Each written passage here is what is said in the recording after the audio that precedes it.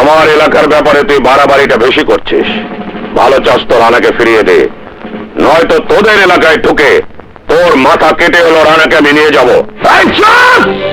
এইবারের দল আমার ভাইকে হুমকি দেওয়ার পরিণাম তোর জীব আমি কেটে ফেলবো। আমি চাইলে ভাই তোদের বাঁচার উপায় নাই, সবকটার কল্লা কেটে ফেলবো।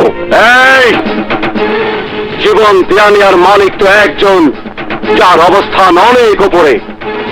তোরা রানার জীবন কেড়ে নিতে চেয়েছিস, আমরা ওর জীবন ফিরিয়ে দিয়েছি।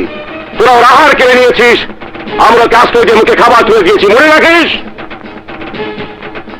আজ থেকে ও আমার লোক, এই সিরাজনগরের বাসিন্দা। আরে আমার সারিন্দা, মায়ের চাইতে মাসির দরদ বেশি না?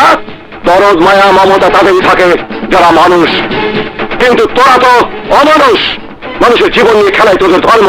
তোর কথা মিথ্যে না দুর্জয়, কিন্তু আমাদের এই ধর্মকর্মের সাথে একটা অহংকার আছে, যা তোদের কোনো দিনও থাকবে না। আর তা হচ্ছে তোদের জন্মের কোনো ঠিক নেই। তোরা আমার বাবার যার সন্তান।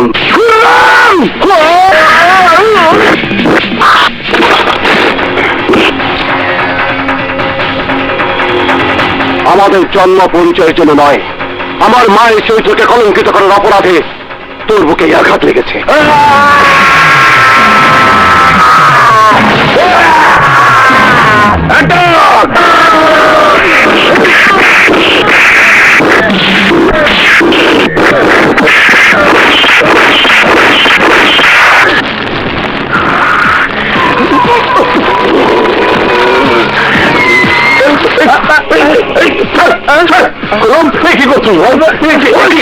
আমার বুকে লাথি মেরেছে, ওই হারামির পায়ের দাগ আমার বুকে থাকতে পারে না, পারে না।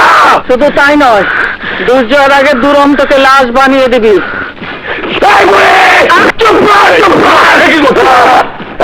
কি করছে? আমার মনে হচ্ছে নিশ্চয়ই আমাদের জন্ম পরিচয় কোনো সমস্যা আছে। তা না হলে তুরন্ত আমার গাড়ি দেওয়ার পরও ওর পা কেন কেটে নিয়ে আসতে পারলাম না ভাইয়া, চলাম না। সেই কেন উত্তর নিশ্চয়ই তুই জানিস। তাই তো তোর রং তামাশার কুকীর্তির জন্য আমরা পদে পদে লাঞ্ছিত হচ্ছি। আর যদি তুই বেঁচে থাকতি তাহলে কি করতাম জানিস? কি করতাম? এই কাজটি করতাম, এই কাজটি প্রকাশ্যে সবার সামনে এই কাজটি করতাম। কি কাজ? ঝটপট বলে ফেলো ভাইয়া। তুই দেখছি ভুলেই গেছিস, আজ না দুলাকে বাড়িতে নিয়ে আসার কথা। তাই তো, আমি এক্ষুনি যাচ্ছি। হ্যালো, ছোট ভাই মনে আপামনি যে কলেজে পড়ে, সে কলেজে দেখি সুন্দর সুন্দর মাইয়া আছে। আমার কপালে তো নাই,